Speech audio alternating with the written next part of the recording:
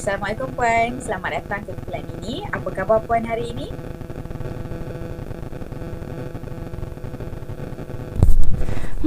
Waalaikumsalam, Cik. Tahu Cik, lepas saya tahu yang anak saya ni jadi mangsa dera ni, saya jadi macam tak tahulah, jadi sedih, jadi trauma.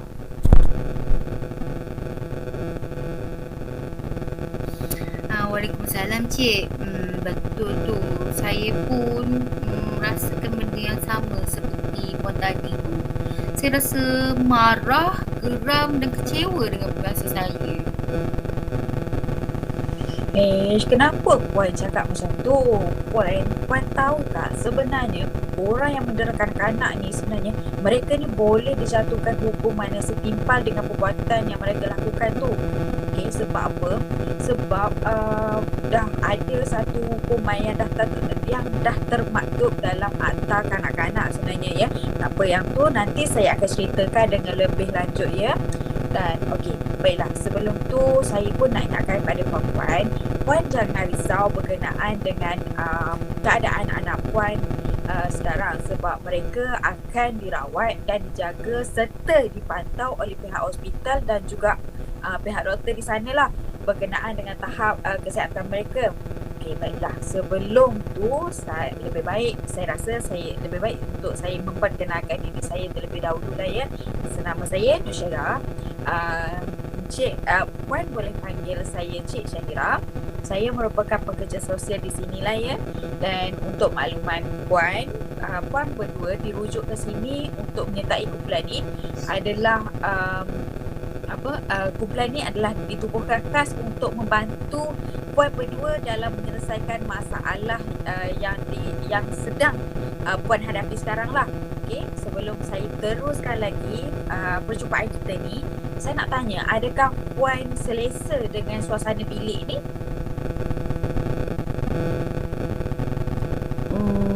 Bagi saya bilik ni cantik, selesa lah. Betul tu. Saya pun rasakan bilik ni sangat selesa dan susunan pun nampak cantik. Baguslah kalau puan berdua selesa dengan keadaan bilik ini. Ialah bila keadaan bilik ini selesa, maka proses pertolongan yang kita jalankan pun akan berjalan dengan lancar tanpa sebarang gangguan. Tapi saya masih tak faham bagaimana Cik Syaira nak tolong kami ya? Terima kasih Puan atas soalan tu. Sebenarnya Puan, tujuan utama kumpulan ni ditubuhkan adalah untuk membantu memberikan pendedahan serta maklumat mengenai kaedah pengendalian diri bagi ibu bapa yang anak-anak mereka menjadi mangsa penderaan oleh mana-mana pihak, sama ada oleh pengasuh ataupun oleh pusat asuhan kanak-kanak lah. Seperti yang sedang puan berdua alami sekarang. Jadi puan berdua akan menjalani satu proses pertolongan atau intervensi secara berkumpulan dan saya sangat berharap supaya puan berdua dapat bagikan kerjasama sepanjang kerja kumpulan ini dijalankan. Saya juga untuk pengetahuan puan berdua, sepanjang proses pertolongan dijalankan, saya yang akan mengendalikan proses pertolongan ni sepanjang sesi intervensi dijalankan lah ya. Dan kiranya macam saya akan membantu puan berdua untuk untuk menyelesaikan masalah yang dihadapi oleh puan sekarang, dan saya akan cuba untuk bagi sokongan dan sampaikan segala maklumat yang diperlukan oleh puan untuk puan teruskan kehidupan seharian puan tanpa perlu dibelenggu oleh perasaan sedih serta trauma berkenaan dengan peristiwa yang telah menimpa ke atas keluarga puan berdua ya. Dan saya juga akan membantu puan berdua untuk mencapai goal yang ditetapkan untuk masa akan datang.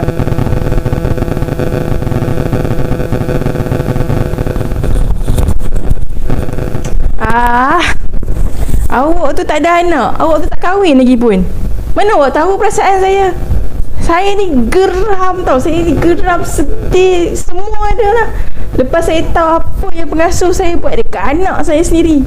Ish, sampai hati ya, dipukul anak saya semua sampai lebam-lebam. Ish.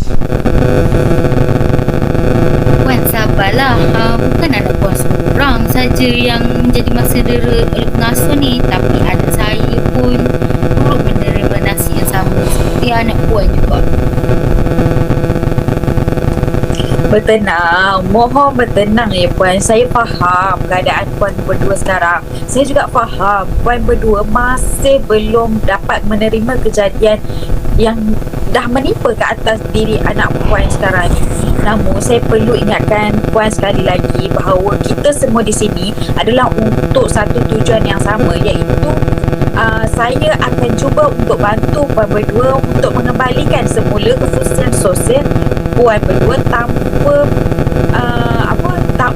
supaya Puan berdua boleh meneruskan kembali kehidupan Puan secara normal tanpa perlu ada perasaan risau, trauma ataupun sedih atas apa yang berlaku dekat anak Puan sekarang ni, ya. Okay? Dan Puan pun tak perlu risau dengan keselamatan anak Puan sekiranya Puan menghantar mereka lagi ke mana-mana pusat asuhan semula nanti, ya. Dan kita pun memanglah kita tahu sedikit Puan kena percaya kalau kita berusaha untuk ubah benda tu, insyaAllah pasti akan ada hasil dia nanti.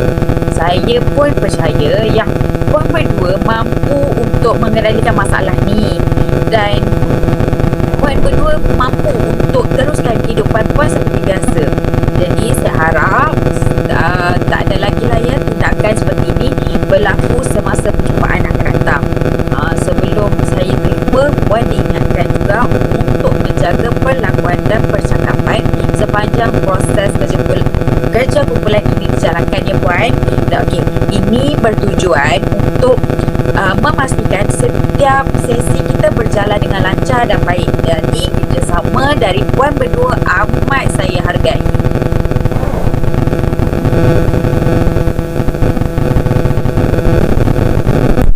Oh, macam tu. Okey, baiklah, saya faham dan saya cubalah untuk ikut segala peraturan yang telah ditetapkan. Okey, saya minta maaf ya atas tindakan saya tadi. Maafkan saya ya. Saya pun nak minta maaf kerana terlampau ikutkan emosi lah. Sebab saya kan masih sedih lagi dengan anak saya. Jadi saya, insyaAllah saya akan cuba ikutlah setiap peraturan yang ditetapkan. Tak mengapa Puan. Alhamdulillah lah kalau baguslah kalau begitu. Baiklah. Saya rasa kita boleh kot mulakan sesi pertama kita sekarang, ya. Mungkin kita boleh mulakan dengan sesi memperkenalkan diri terlebih dahulu.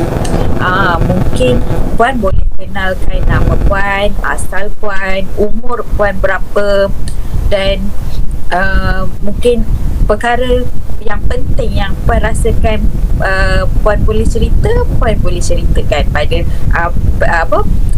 sesi ni, ya.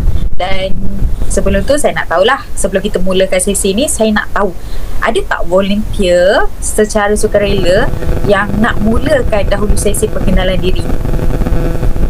Boleh saya mulakan dulu? Boleh, sudah semestinya. Silakan Puan. Okey, baiklah. Nama saya Wahidah binti Manap. Saya ni berasal daripada Terengganu lah dan kini menetap di Kuala Lumpur dan sekarang umur saya pun dah 35 tahun lah. Saya telah berkahwin dan mempunyai seorang anak yang bernama Muhammad Naufal yang berumur 4 tahun.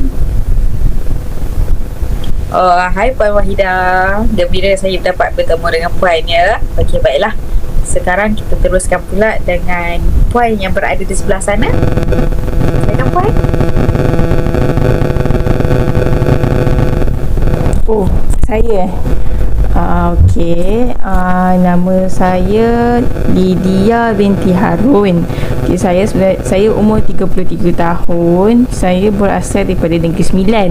Tapi sekarang saya menetap di Kuala Lumpur lah dengan suami saya. Saya dah mendirikan rumah tangga dan saya dah ada 2 orang cahaya mata dah pun. Yang sulung umur 6 tahun dan yang bongsu 3 tahun. Dua-dua lelaki. Yang sulung tu nama dia Daniel, yang bongsu tu nama dia Adam Haris. Anak saya ni anak saya yang Adam tu lah, yang dah jadi mangsa dera sebenarnya. Oh, baiklah. Terima kasih Puan Lydia dan Puan Wahida atas sesi perkenalan diri sebentar tadi. Okey, baiklah. Untuk sesi perjumpaan ini, Puan Lydia dan Puan Wahida tak perlu risau kerana segala maklumat serta perkongsian cerita yang disampaikan oleh Puan Wahida dan juga Puan Lydia akan dirahsiakannya. Saya sebagai pekerja sosial yang profesional akan memegang kepada prinsip kerahsiaan di mana semua maklumat yang diterima yang saya terima daripada puan berdua akan saya rahsiakan dan simpan secara rapi. Malah maklumat ini sama sekali tidak akan dikongsi walaupun antara rakan sekerja, tapi saya perlu ingatkan juga berkemungkinan segala ada data yang saya perlu kongsi dengan pihak-pihak tertentu seperti Polis Diraja Malaysia, PDRM, JKM dan pihak hospital lah, berkenaan dengan maklumat yang saya dapat daripada puan lah berkenaan dengan penderaan yang berlaku ke atas diri anak puan ya. Boleh ya puan? Okey, boleh. Okey, baik, boleh lah. Okey, baiklah. Seterusnya, saya akan menjelaskan pula berkenaan dengan perjumpaan pada masa akan datang. Okey, baik. Sesi ini akan dijalankan dalam beberapa sesi tau. Jumlah sesi akan bergantung kepada prestasi Puan Lydia dan juga Puan Wahida itu sendiri. Untuk hari dan masa bagi sesi ini akan ditetapkan melalui kata sepakat daripada puan berdua. Okey, setiap sesi akan dijalankan selama 2 jam, iaitu setiap minggu. Jadi puan Lydia dan Puan Wahida rasa hari dan masa apa yang sesuai untuk kita jalankan perjumpaan ini? Boleh saya tahu? Okey, saya hanya berkelapangan pada hujung minggu sahaja kerana pada hari lain saya bekerja lah. Oleh itu saya rasakan hari Ahad lah hari yang sesuai untuk saya hadirlah untuk perjumpaan ini. Saya pun sama macam Puan Wahida juga. Saya pun free on weekend je lah. Dan saya rasa saya pun tak ada masalah pun nak datang ke sini sebab saya boleh minta tolong suami saya hantarkan lah untuk saya join perjumpaan ni. Saya rasa macam hari Ahad kot yang okey.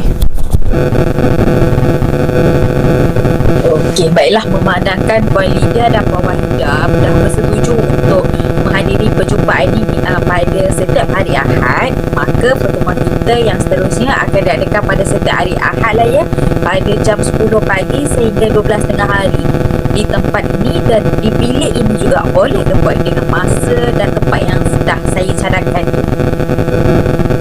Boleh Cik, saya sangat setujulah dengan cadangan dan masa tempat yang Cik cadangkan. Betul-betul saya pun setujulah dengan cadangan yang Cik Syera bagi tu.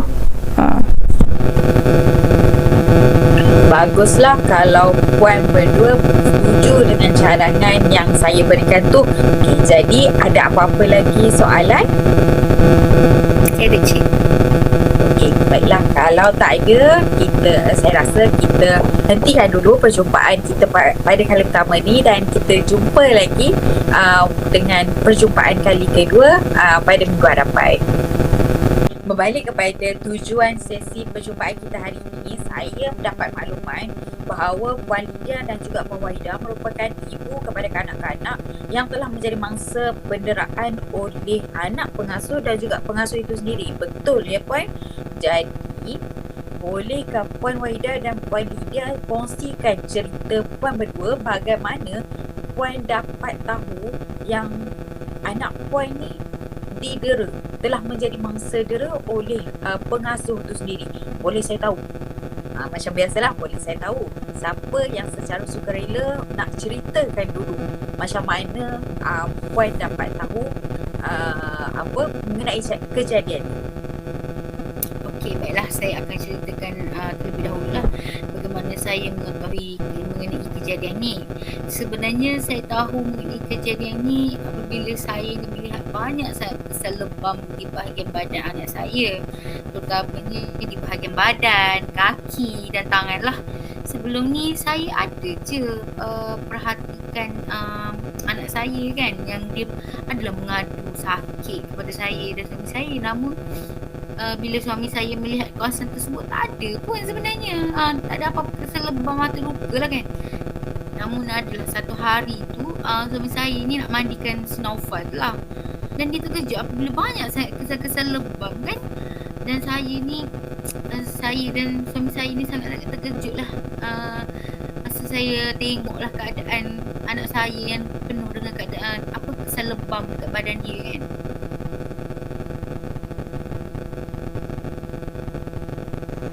Oh, baiklah. Berdasarkan apa yang Puan sampaikan, Puan Waida sampaikan dekat saya, dan saya dapat rumuskan secara kecil yang Puan dapat tahu yang anak Puan iaitu Naufal telah didera oleh pengasuh disebabkan oleh kesan lebam yang terdapat di badan, tangan dan juga kaki anak Puan, betul ya?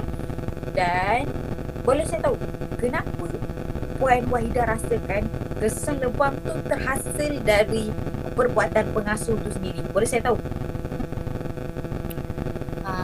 Okey, ya betul tu Cik Syahira. Saya merasakan kesan lebam yang itu dilakukan oleh pengasuh anak saya lah.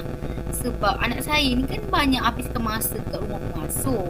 Jadi sepanjang saya dan suami saya ni ambil Naufal dekat rumah pengasuh tu, sepanjang Naufal berada di rumah, dia tak adalah pernah jatuh ke, cedera ke, kami pun tak adalah pukul dia ke, tak adalah, atau cubit kan yang tinggalkan kesan hukum Naufal dengan teruk macam tu, tak ada lah kan. Tetapi bila bagi menjelaskan keadaan ni yang boleh menyebabkan saya tahu yang pengasuh ni yang dera anak saya ni, ada tu suami saya ni ada tanyalah dekat Naufal yang pasal berkaitan dengan kesan lebam dekat badan dia lah. Setelah pada awalnya Naufal ni macam takut-takut lah kan nak cerita dekat saya dengan suami saya ni. Namun lepas kami dah pujuk tu, dia macam dah cerita lah. Dia cakap yang Mama Zah ni yang merupakan pengasuh dia lah, sering pukul dia, cubit dia, dan sekiranya dia tak dengar lah apa kata Mama Zah ni.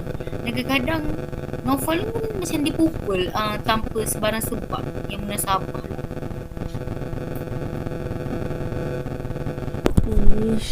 Sanggup ya dia orang buat macam tu. Berat betul dugaan Puan Wahidah tanggung ya.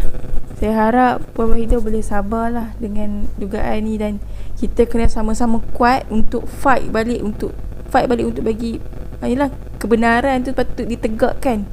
Kita kena kuat Puan. Betul cakap Puan Lidia tu, Puan Waida. Puan Waida perlu kuat untuk harungi dugaan ni. Saya juga faham apa yang Puan rasai sekarang ni ya. Okey, sekiranya saya berada di tempat Puan Waida, memang saya pun akan rasa macam mana apa yang Puan rasa sekarang. Okey, baiklah. Sekarang kita beralih pula kepada Puan Lidia. Boleh tak Puan Lidia ceritakan kepada kami kisah Puan pula, macam mana Puan boleh tahu anak Puan ni menjadi mangsa dera oleh pengasuh Puan, pengasuh anak Puan tu sendiri? Silakan Puan.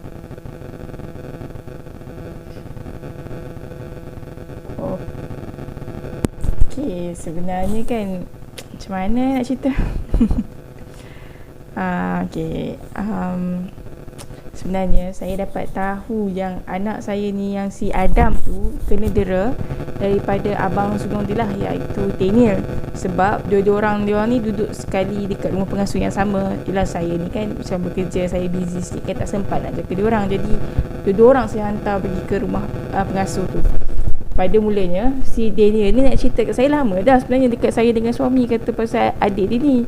Tapi saya dengan suami saya buat macam tak kisah je. Yelah, saya ingat kan lebam tu biasalah kan budak-budak main lari-lari, main kejar-kejar dengan kawan-kawan dia orang. Lepas tu jatuh. Saya ingatkan macam tu je. Saya macam buat tak tahu lah kat anak saya tu. Saya buat tak tahu, tak dengar je.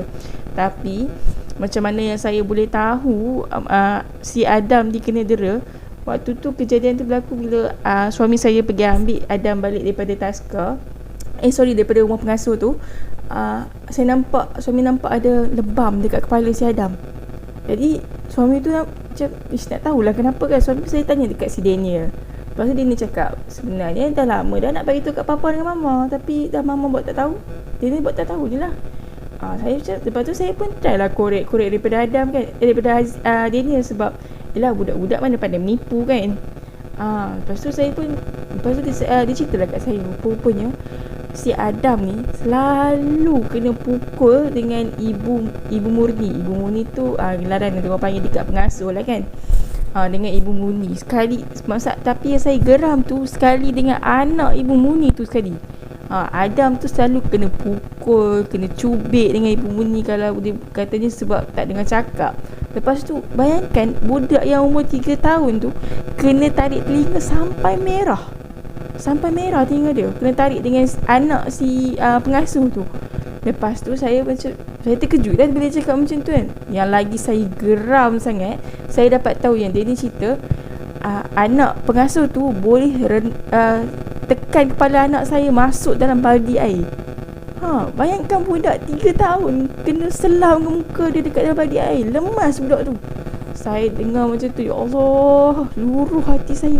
Ya Allah, saya sedih sangat bila dengar macam tu. Macam tak percayalah, saya ingat kan si Daniel tu reka cerita, tapi saya fikir balik, takkan budak-budak nak reka cerita macam tu kan. Saya rasa macam, ya Allah. Masya Allah Puan, sayunya saya dengar cerita Puan ni. Tak mengapa Puan, saya akan cuba bantu Puan Wahidah dan Puan Lydia untuk berikan maklumat mengenai hukuman yang boleh dikenakan ke atas pelaku ni, ke atas pengasuh yang disabitkan kesalahan mendera. Yang maksudnya saya akan beritahu hukuman yang setimpal lah yang boleh dijatuhkan ke atas pengasuh tu sekiranya dia betul-betul mendera anak puannya sebelum tu. Boleh saya tahu bagaimana pekerjaan Puan Lida sekarang, sebab tadi Puan Lida cakap Puan busy dengan kerja, betul ya Puan? So macam mana sekarang dengan pekerjaan Puan? Adakah Puan masih bekerja ataupun Puan telah mengambil keputusan untuk berhenti kerja atau bagaimana Puan? Sebenarnya sekarang ni saya masih lagi bekerja sebagai kerani di sekolah rendah dekat sini lah. Yelah, kita ni kerja kerani kan, kerja makan gaji. Orang kerja, kita kerja. Orang cuti, kita pun kerja. Kerja berlambak-lambak lah. Tapi sekarang ni saya dengan suami saya tak kerja kerani, suami saya kerja kilang.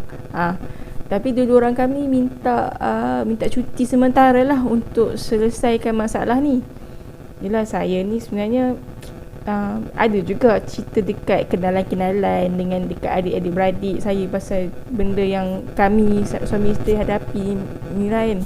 Sebenarnya kan saya cerita ni bukannya untuk nak menjatuhkan siapa-siapa ke apa ke, tak. Niat saya adalah untuk memberi pengajaran dan juga inilah supaya adik-beradik saya, kawan-kawan saya semua berhati-hati, dan kalau boleh tak payahlah hantar anak dekat pengasuh dah.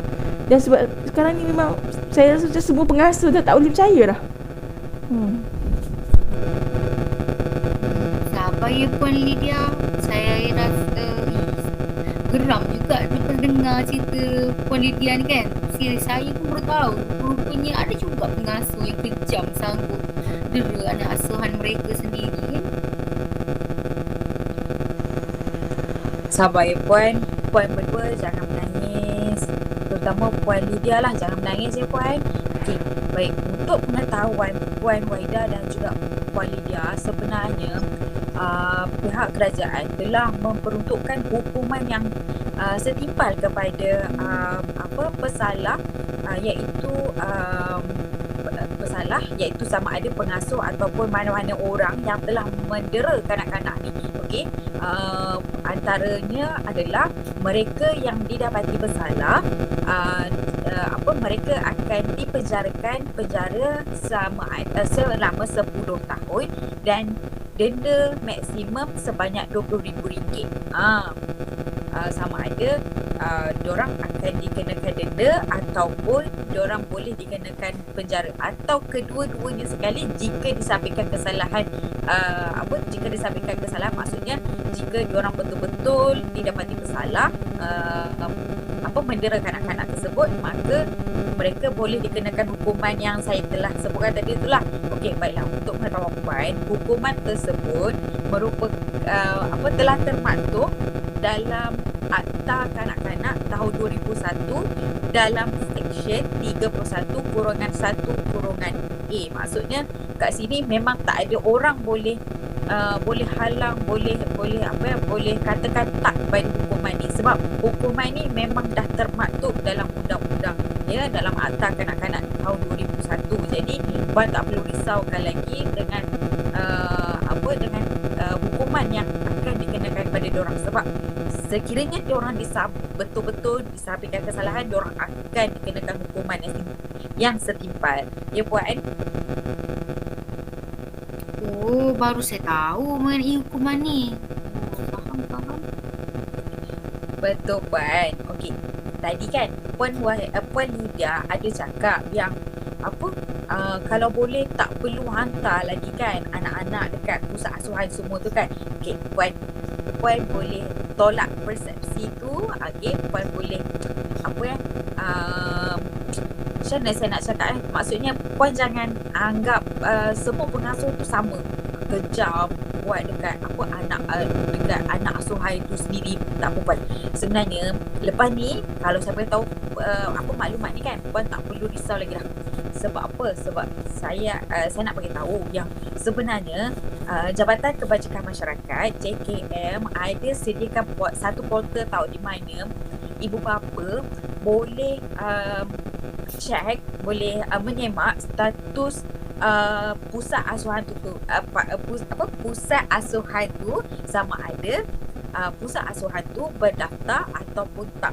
Bukan setakat pusat asuhan tu saja, tapi pengasuh tu sendiri pun puan boleh check sama ada dia tu berdaftar dengan JKM ataupun tak. Selain daripada tu kan, bukan setakat tu saja, puan juga boleh semak sama ada pusat asuhan tu ataupun pengasuh tu sendiri pernah ada rekod lampau ataupun tak. Maksudnya kat sini dengan adanya portal ni, puan boleh tengok sama ada pengasuh ni pernah dera kanak-kanak ataupun tak. Maksudnya kalau tak dera kanak-kanak, puan boleh hantar. Maksudnya keselamatan anak puan terjamin dekat situ. Dan yang paling penting juga, puan jangan risau, puan boleh layari portal ni dekat mana-mana je. Okey. Dan satu lagi, anda katakan satu hari nanti puan dah tak menetap di Kuala Lumpur lagi kan. Okey, puan nak berpindah ke tempat asal puan, sama ada puan nak balik ke Terengganu ke, puan nak berpindah ke Negeri Sembilan semula ke, kan, puan boleh lagi menyemak pusat asuhan yang berada di negeri puan tu. Sebab bukannya dalam portal tu bukannya termaktub untuk satu-satu negeri sahaja. Dalam portal tu dia meliputi semua negeri. Puan boleh puan boleh semak lah, tak kira dekat mana puan tinggal sekalipun, puan boleh semak. Faham puan? Oh, faham. Oh, baru saya tahu rupanya wujud ya betul-betul macam ni. Ish, lega hati saya bila dengar macam ni. Sekurang-kurangnya saya tak adalah risau sangat duk fikir macam mana saya nak kerja dan macam mana saya nak jaga anak saya. Ish, lega sangat. Sekurangnya saya dah ada satu keyakinan lah nak hantar anak saya kembali ke pusat asuhan, dan saya boleh bagi tahulah dekat kawan-kawan saya mengenai portal ni. Saya dah tak payah risau lagi. Betul tu Puan Lydia. Saya pun senang hati lepas dengar Cik Syairah cakap yang kita ni sebenarnya boleh bersemakan beli portal tersebut kan terlebih dahulu. Sebelum kita ni hantar anak kita kat mana-mana pusat asuhan yang ada lah. Saya pun bolehlah pergi kerja dengan senang hati kan, tanpa risaukan keadaan dan keselamatan anak saya semasa berada di pusat asuhan tu. Betul tu Puan Waida dan juga Puan Lida. Lepas ni dengan adanya portal tu, Puan berdua dah tak perlu risau. Puan boleh bekerja dengan senang hati. Sebab apa? Sebab keadaan keselamatan anak Puan dah terjamin. Sebab apa? Sebab kita dah check sebelum kita hantar diorang. Kita dah check sama ada pusat asuhan tu atau pengasuh tu selamat ataupun tak untuk kita hantar. Lepas ni Puan dah tak perlu risaukan lagi pasal keselamatan tu, pasal keselamatan anak Puan tu, dan Puan pun dah boleh Puan pun dah boleh mulakan kehidupan Puan seperti normal lagi. Seperti macam biasa sebelum-sebelum ni. Puan dah tak perlu risau lagi lah.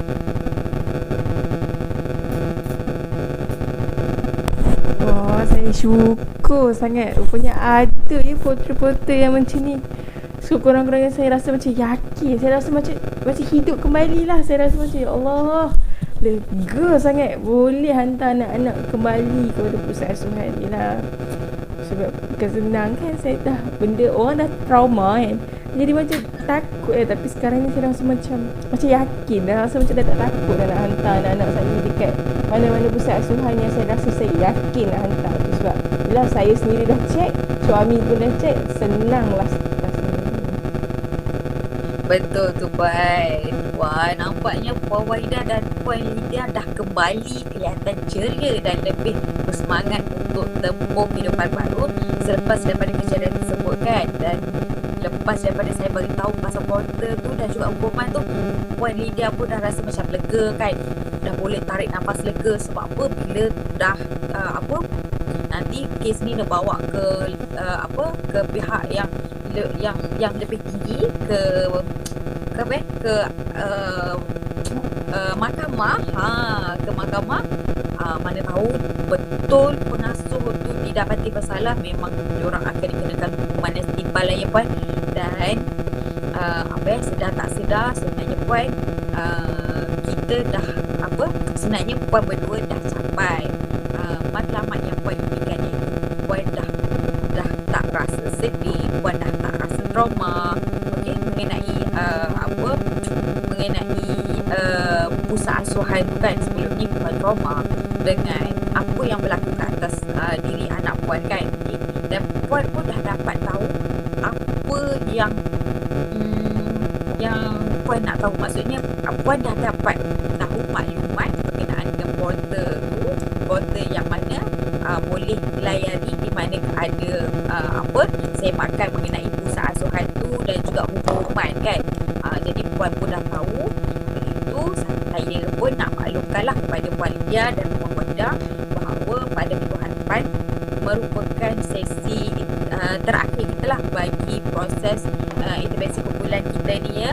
Jadi saya berharap Puan berdua boleh bersedia dengan lebih awal lah ya, supaya nanti tak adalah Puan masih lagi mencari saya ke apa kan. Sebab tu saya bagi tahu Puan seminggu awal untuk Puan bersedia dengan lebih awal ya. Baik Cik Syaira, saya faham. Baiklah, seperti semua sedia maklum, minggu ni merupakan sesi perjumpaan terakhir untuk proses intervensi ni. Jadi melalui perhatian saya dah dapati Puan Waida dan Puan Lydia sudah jelas dengan kumpulan ni dan matlamat Puan berdua untuk mendapatkan penjelasan, maklumat berkaitan dengan pusat asuhan serta kaunseling ke diri untuk tingkatkan lagi kefungsian sosial Puan pun dah tercapai. Itu sekiranya ada sebarang soalan atau pertanyaan, Puan boleh terus tanya kepada saya sebelum saya tamatkan proses intervensi ni lah. Jadi sama ada Puan Waida ataupun Puan Lydia ada apa-apa soalan nak tanyakan kepada saya, boleh teruskan tanya kepada saya. Okay, sebenarnya saya ada soalan.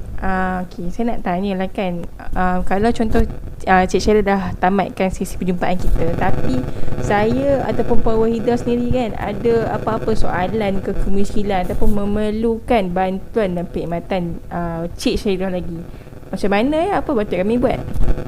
Okey, baik. Terima kasih atas soalan Puan Lydia tu. Sebenarnya Puan jangan risau.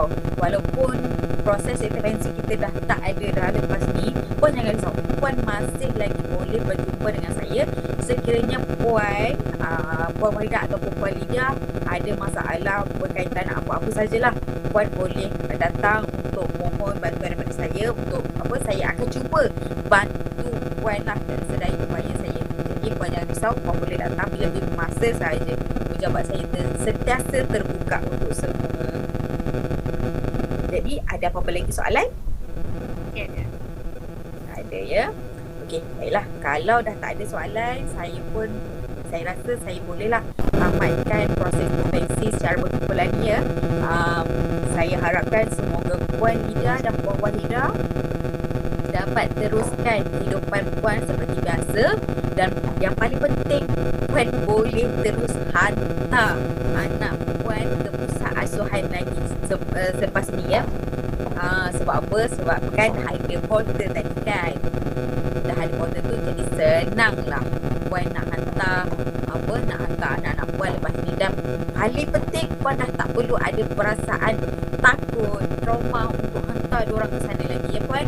Dan saya nak ucapkan ribuan terima kasih kepada Puan berdua atas kerjasama dan komitmen yang Puan berikan sepanjang proses intervensi ini dijalankan. Terima kasih ya Puan. Jadi berjumpa lagi di kemudian hari ataupun pada masa akan datang. Assalamualaikum. Saya juga ingin mengucapkan terima kasihlah atas ilmu serta dorongan semangat yang Cik Syairah berikan sepanjang proses penyembahan dan yang dijalankan lah. Semoga kita ni dapat bertemu lagi lah, insyaAllah. Waalaikumsalam. InsyaAllah. Okay, saya pun nak ucapkan ribuan jutaan terima kasih sangat-sangat lah dekat Cik Syairah, sebab bila daripada kita trauma kan, bila mak-mak trauma anak kena macam tu, lepas tu Betul Puan. Cik Syairah dah macam dah meyakinkan kami balik tau, macam lepas tu boleh lah hantar anak-anak dan kami pun macam dah tak perlu risau lah nak letak mana anak-anak kan dalam je. Jadi itulah, terima kasih banyak-banyak. Hanya Tuhan saja yang mampu membalas balik jasa Cik Syairah. Okay, terima kasih sangat-sangat. Sama-sama. Tak apa. Puan berdua jangan risau. Ini adalah salah satu tugas saya untuk kembalikan kembali kefungsian sosial Puan, dan Puan pun dah tak boleh trauma lagi lepas ni. Jadi kita jumpa lagi ya. Bye-bye.